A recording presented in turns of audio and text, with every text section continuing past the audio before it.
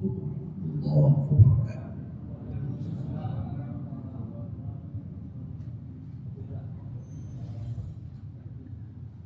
Bismillahirrahmanirrahim. Wa la ilaha illallah la hawla wa la quwwata illa billah. Asyhadu an la ilaha illallah wahdahu la syarika lah. Wa asyhadu anna Muhammadan abduhu wa rasuluh. La nabiyya ba'dah. Wa nusalli wa nusallim ala sayyidina Muhammadin ibn Abdillah.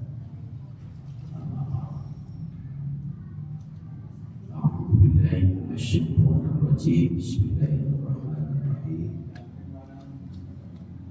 Alladzina tatawaffahumul malaikatu zalimi anfusihim fa alqus salam ma kunna na'malu min su'in bala innallaha alimun bima ta'malun. Fadkhulu abwaaba jahannam khalidina fiha fa bi'sal maswal mutakabbirin. Ayat.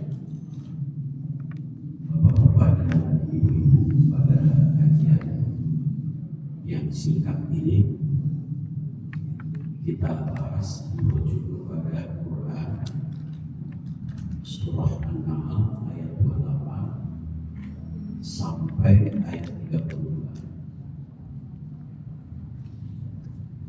Alladzina tatawaffahumul malaikatu zalimi anfusihim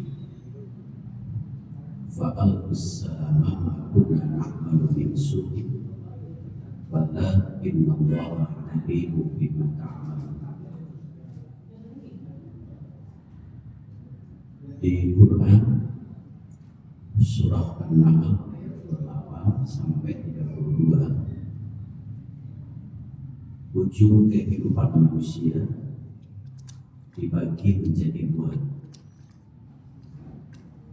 Ada manusia yang di ujung kehidupannya adalah jelek, apa yang disebut dengan su'ul khatimah.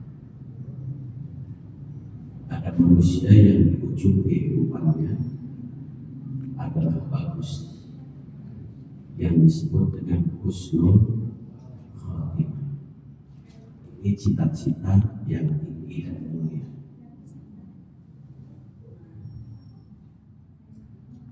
Di ayat 28, alladzina tatawaffahumul malaikat, orang-orang yang wafat dicabut oleh malaikat tubuhnya, zalimi anfusihim, dalam keadaan zalim terhadap diri sendiri atau dalam keadaan dosa, sehingga disebut su'ul khatimah, jelek.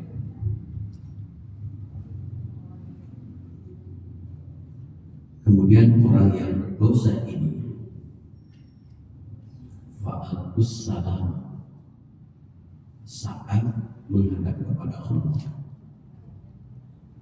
yang mengatakan saya menyerahkan semuanya kepada Allah.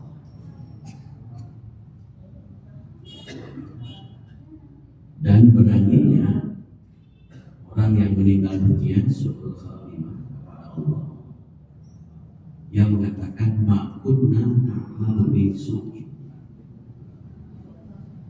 kami selama hidup tidak pernah melakukan dosa. Jadi hebat ini manusia, di hadapan Allah masih mengelak.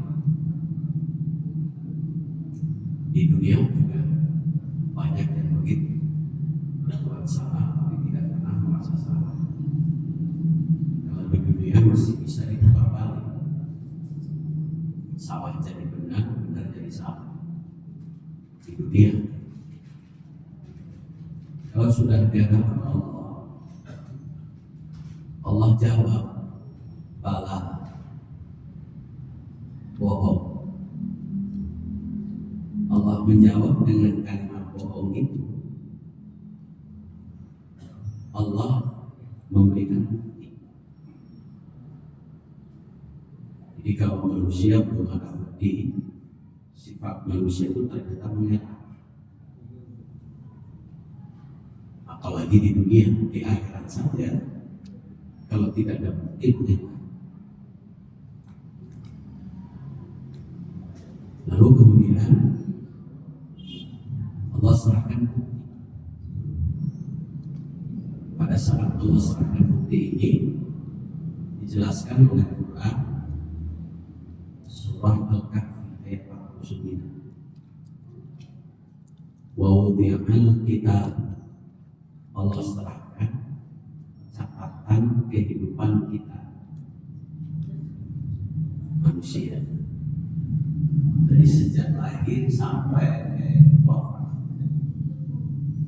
Catatan ini tidak pernah pudar, tidak pernah hilang, tidak pernah terkena virus. Makanya berapa mega, bukan giga lagi, lebih dari mega, lebih dari tera. Catatannya kan sesuai dengan kehidupan kita manusia. Kalau umurnya 60 berarti 60 tahun, 70, 70, 80, 80 dan seterusnya. Dan catatan itu bukan hanya kita, tapi triliunan manusia sedunia.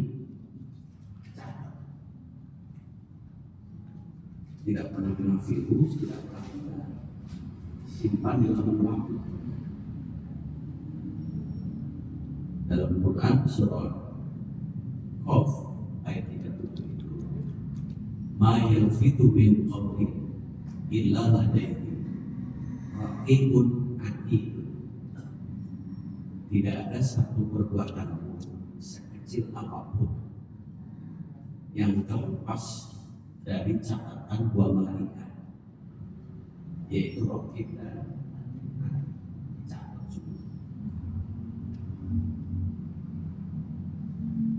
Saat pembagian buku catatan atau dalam istilah kita pembagian rapor,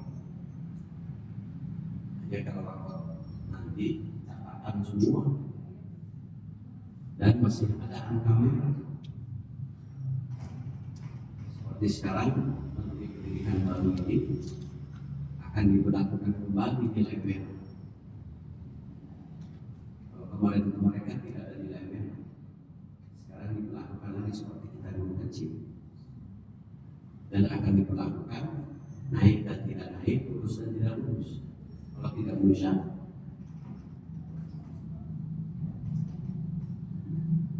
lalu Allah memanggil Rasulullah saat itu dibagi buku catatan.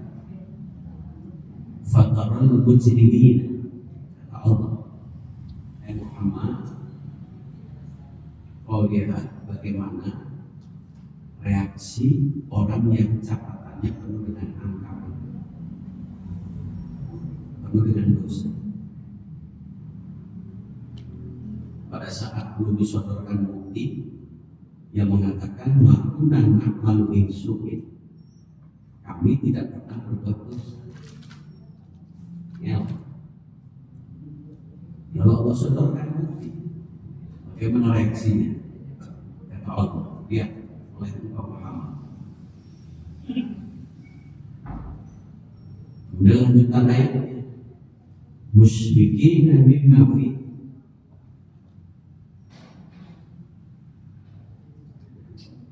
mereka punya wajah yang menakutkan, wujuh muswaddah, hitam, baru menerima wajahnya sudah berubah. Kalau dalam hadis, Bapak Ibu ketika dihidupkan kembali, belum juga kaki kita melangkah sudah ditanya. Pertanyaannya bukan pertanyaan sifat kognitif, bukan pertanyaan tentang hati, tentang amalan. Pertanyaan Apa pertanyaannya yang akan ditanya? Wa an umrihi fima afnahu, tentang usia. Untuk apa usia dimanfaatkan selama hidup? Dari mulai baliklah anggap hitungan hukum itu sampai kita wafat. Untuk apa? Jangan-jangan usia itu dipakai kesenangan saja di dunia. Hanya kesenangannya apa? Alladzi jama'a malan wa 'addada. Hobinya manusia kan mengumpulkan dan menghitung harta. Hobinya manusia kecenderungan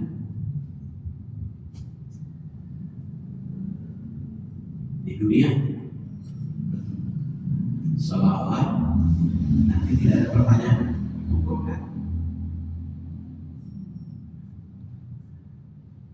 Kemudian pertanyaan kedua,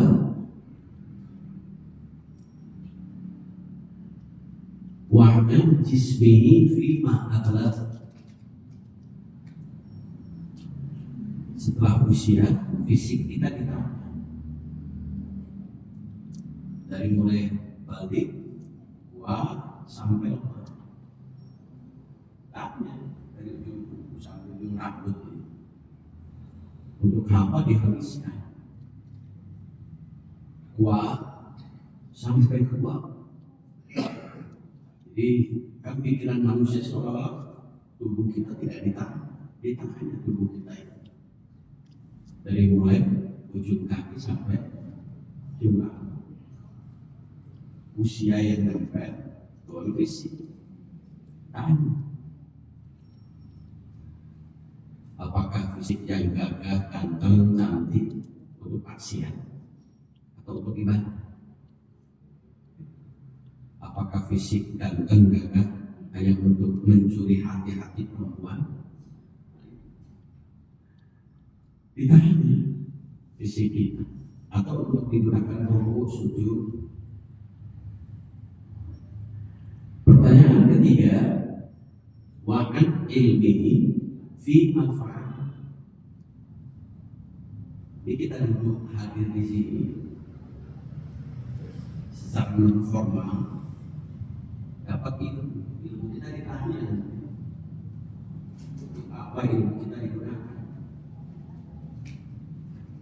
Jangan-jangan hanya untuk bisa kerja, untuk dapat pekerjaan, dapat penghasilan, dapat gelar saja selesai. Ditanya sekolah TK sampai perguruan tinggi, bukan hanya ijazah, ilmunya ditanya. Itu semua satu pertanyaan. Beda dengan harta. Wa'an mali, tentang harta. Kalau pakai kopiah, kanji,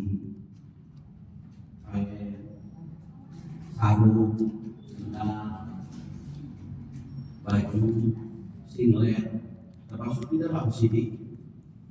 Ditanya, apa pertanyaan harta? Min aina kasab?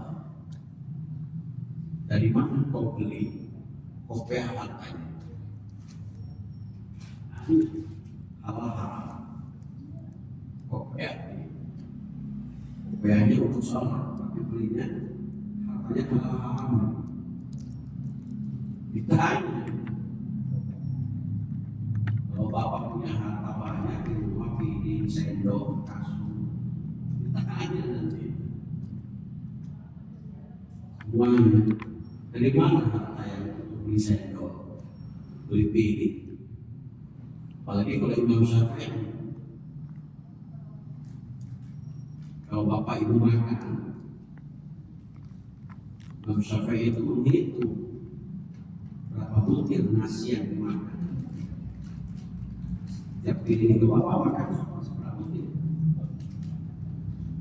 Kalau tahu itu seberapa butir? di tangannya itu nanti. Kalau nasi itu setiap satu butir didapat dari akal, maka kata Imam Syafi'i selama 40 hari amalan kita tidak diterima. Habis amal kebajikan, sholat habis, infak habis. Coba 40 hari. Kalau estimasi satu piring itu 100 butir, 40 kali 100, 4.000. 4.000 kan hampir sama dengan kurang dari 11 tahun. Setiap satu piring, anggap 10 tahun. Kalau sehari 3 piring, berarti sudah 30 tahun. 2 hari 60 tahun untuk seumur hidup kita. Dia punya harta kalau didapat dengan cara yang halal, hebatnya di dunia. Wah, dianggap oleh orang hebat, bunga.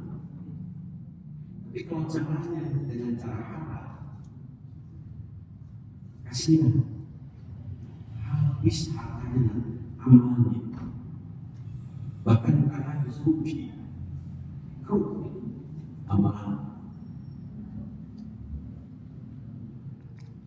Maka kalau apalagi kalau halal, Abu Bakar ketika bertamu, kemudian disuguhan makanan, ditanya makanan dari mana, sudah dimakan. Jawabannya tidak tahu, langsung dirojok supaya keluar lagi. Itu baru dilakukan, apalagi yang halal. Kalau sekarang haram jadi haram itu. Karena sekarang orang melihatnya kemewahan. Haram itu sudah tidak lagi menjadi patokan. Ukurannya penting untuk bahagia dunia. Itu penting. Di mana harta, pokoknya kumain.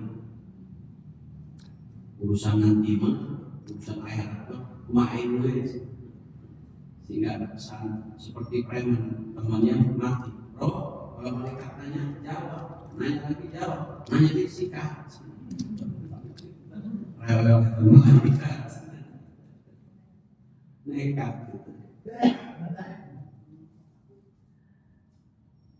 Jadi berat kalau ngaji tentang tasawuf menyangkut harta halal.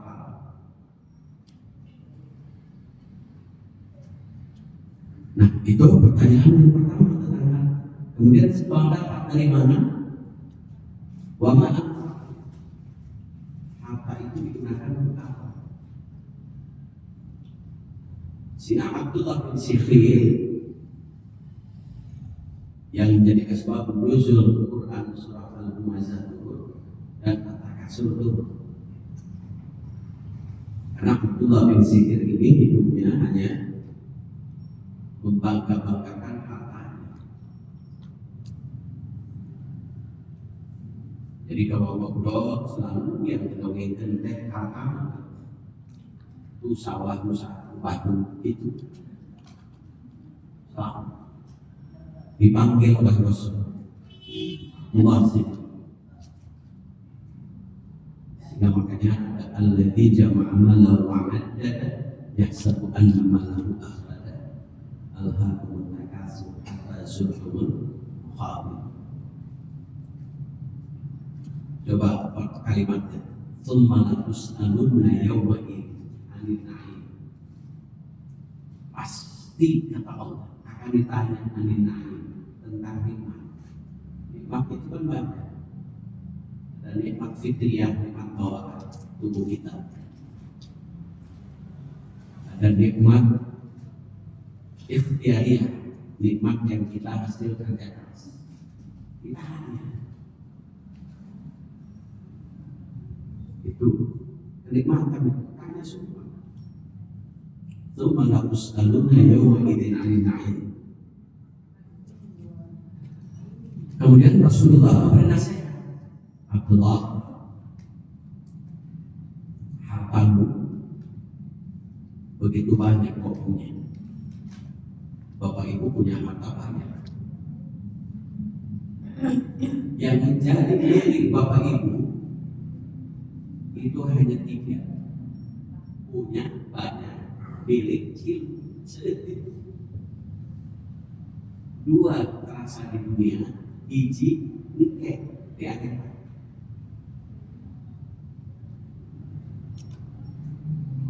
Apa menjadi milik kita itu? Akalta fa'aflaita. Harta yang Bapak Ibu makan kemudian habis. Sampai kau masak, menurut tua bisa pilih, etan memilih kurang bisa pilih. Dapat uangan kalau ke suara, mau dia sebut suku mahal harus tahu. Tapi kadang keuangan yang terbatas dia manusia sarankan maknut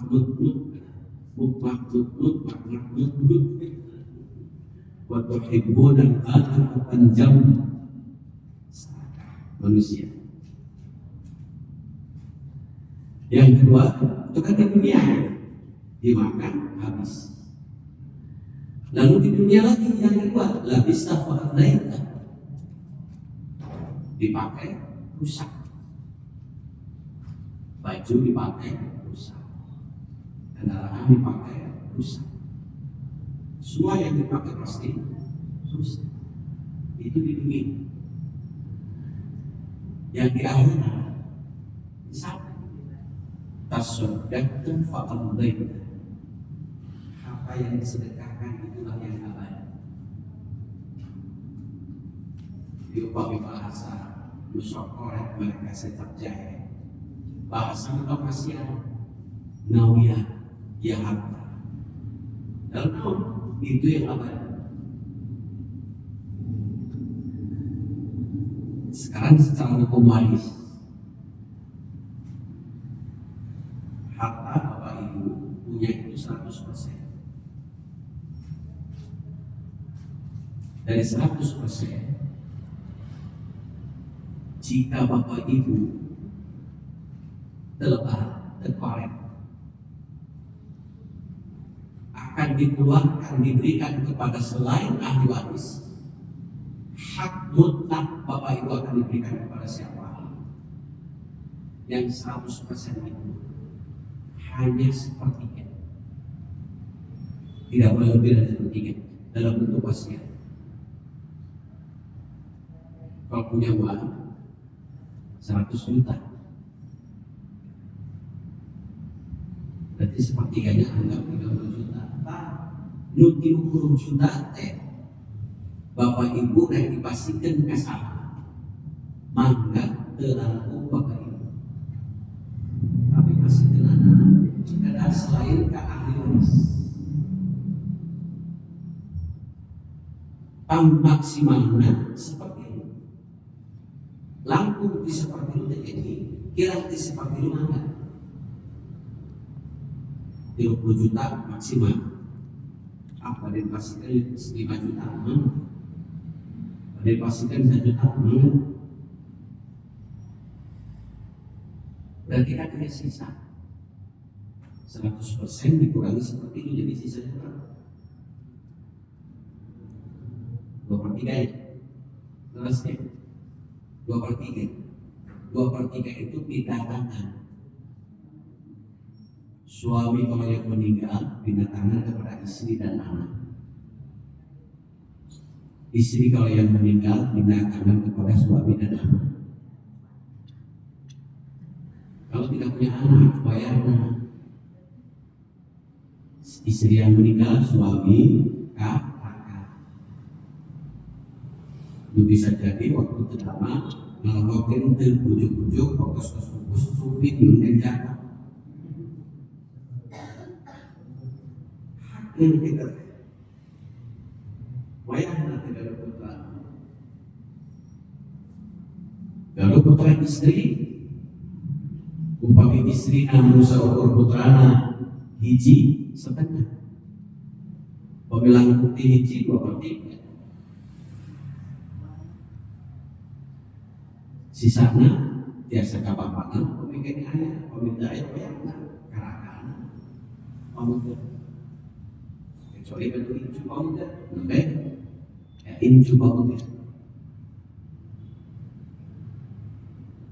Jadi wayangna bapak ibu peminta gaduh putra keluarga, ujuk-ujuk mungkin upami pupus, raka peminta nanyuhkan memang sanaos dina wartos sedama ngamuk itu wayangna. Jadi putra pamuka pangulana memutus hak waris sareng masanis putra tetapi incu pamuka itu banyak kasus begitu. Itu dalamnya sudah naros kumaha adik teh atau lagi kakak teh via telepon naros gitu begitu pupus terus mereka sekalian ujuk-ujuk datang terus enggak kembali enggak kenapa ayah aku lah dirinya.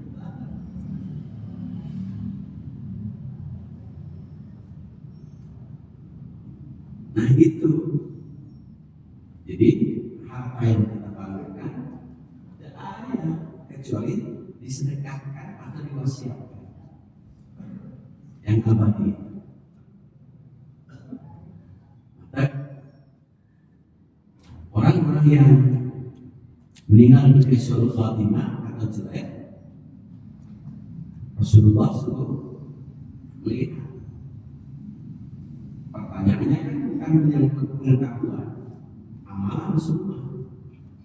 Umur untuk apa dihabiskan, untuk apa digunakan, fisik untuk apa dihabiskan, ilmu untuk apa digunakan, harta dari mana berapa, untuk apa kau gunakan. Jadi berapa? 5 pertanyaan. Mau pakai tegak asis? Mau pertanyaan. Ilmu tegaduh atau tegaduh fisik itu tegaduh fisik umur tak penampakan darah umur tegaduh fisik umur wanita bos damai itulah sehingga Allah akan tahu. Nah kemudian maka orang-orang yang meninggal di Husnul Khatimah jelek saat kehidupannya yang mengatakan ya kuruna ya laita salahkah kami sambil bertanya mali hadzal kitab la yughadiru saghiratan wala kabiratan illa ahsaha. Ya Allah, ini buku catatan apa? Kok sih kami lihat catatan dari perbuatan terkecil sampai terbesar rinci dicatat, tak lupakan. Pilih catatan malaikat rokit bapak, sok bapak cocokkan catatan. Bapak ini nyatet mengalihkan catat. Setiap perbuatan catat. Isi malaikat hilang itu anggapan orang, cocokkan mungkin. Ini di dalam Quran ma yalfidu min qawlin illa ladaihi raqibun atid. Tidak ada sedikit pun yang terlepas perbuatan kita itu dari catatan malaikat raqib dan atid. Makanya Imam Mawardi kenapa orang itu berbuat dosa. Kata Mawardi orang berbuat dosa itu iman kepada hari akhir dan kepada Allahnya bisa hilang, bisa juga tidak ada. Allah seolah-olah tidak tahu, malaikat seolah-olah tidak mencatat, dan seolah-olah di akhirat tidak ada balasan. Jadi imannya hanya di mulut, tapi tidak masuk dalam hati. Dalam istilah agama, imannya tidak terkait. dalam Quran surat Al-Hujurat, qalatil a'rabu amanna. Ada orang Arab Badui tiba-tiba mengatakan di depan Rasulullah, amanna, kami beriman. Lalu kata Allah, katakan oleh Muhammad, qul lam tu'minu walakin qulu aslamna. Kamu itu belum beriman, baru Islam. Kenapa? Walamma yadkhulul iman fi qulubikum, karena imannya belum masuk ke dalam hati. Sehingga apa bedanya Islam dengan iman? Imam Nawawi menafsirkan Islam itu baru amalan zahir, amalan yang nampak. Salat, amalan zahirnya Islamnya itu gerakan dan bacaan. Tapi ada iman, yaitu amalan batin.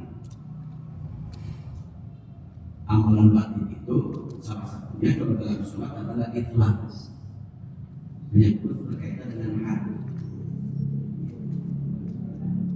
Nah, tetapi beruntung, makanya alladzina tatawaffahumul malaikatu thayyibin, ada orang yang meninggal dunia saat dicabut nyawanya dalam keadaan husnul khatimah. Beda malaikat sikapnya kepada orang yang husnul khatimah, udkhulu abwaaba jahannam khalidina fiha. Silakan orang yang wafat dalam keadaan husnul khatimah jelek, kau masuk ke pintu-pintu neraka jahanam dan kau langgeng abadi. Untuk siapa neraka jahanam? Fabisa maswal mutakabbiri. Ternyata husnul khatimah itu ada penyakitnya sombong sekali. Penyakit iri bisa diobati, penyakit dengki bisa diobati. Kata Rasulullah, yang paling susah diobati adalah dari sejarah ke sejarah adalah sombong. Karena orang yang sombong itu apa? Al-kibru batil. Orang yang sombong itu pasti akan menolak kebenaran. Nasihat tidak akan bisa masuk.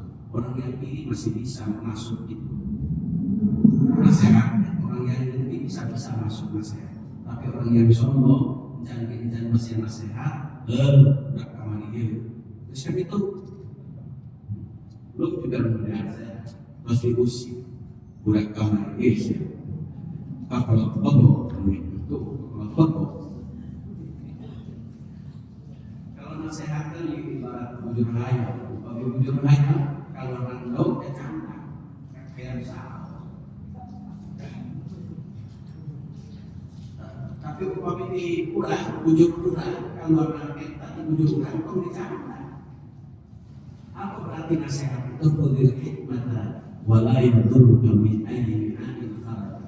Ambil nasihat itu dari mana saja datang. Selama nasihat itu tidak menjadi mandarat untuk kita, siapapun yang memberi nasihat. Makanya dalam bahasa Ali bin Abi Thalib, la tandur man qala.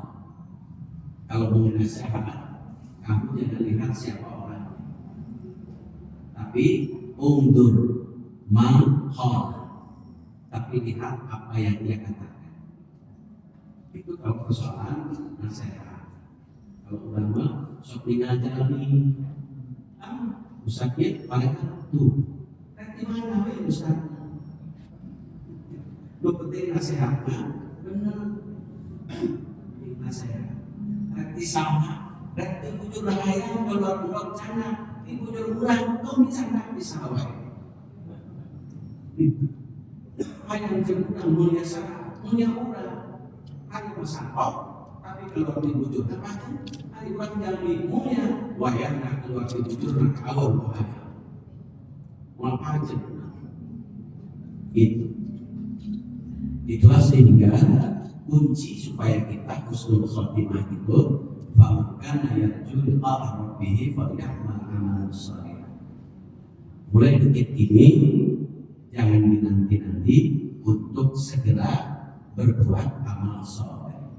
Karena pada saat penghuni neraka itu pada saat mereka di hadapan Allah adalah Rabbana akhrijna na'malu salihan ghairul ladzi kunna na'mal. Permohonannya untuk dikembalikan di dunia adalah kami akan melakukan amal kebaikan yang selama hidup dulu bertahun-tahun kami tidak pernah melakukan amal kebaikan. Sehingga itu yang saya sampaikan. Kalau sudah terima isi orangnya, ayo kita eksis. Alhamdulillah. Itu bermanfaat. Mudah-mudahan fisik kita, umur kita, ilmu kita, harta kita, semuanya didapat dengan cara yang baik, digunakan dengan baik, sehingga semua apa yang pertanyaan akan lulus dan lolos, sehingga oleh malaikat tersebut udkhulu abwabal jannah, silakan kau masuk surga, pintu-pintu surga, silakan. Jadi malaikat 10.000 malaikat mengatakan salamun alaikum, selamat karena kau sudah berjuang lulus menggunakan nikmat Allah dengan semua yang baik dan benar. Saya kira itu yang saya sampaikan. Mudah-mudahan kita senantiasa panjang umur, sehat, diiringi, disertai dengan keberkahan. Kita tutup pengajian ini sama-sama dengan membaca kafaratul majlis. Subhanallahumma wa bihamdika asyhadu an la ilaha illa anta astaghfiruka wa atubu ilaik. Assalamualaikum warahmatullahi wabarakatuh.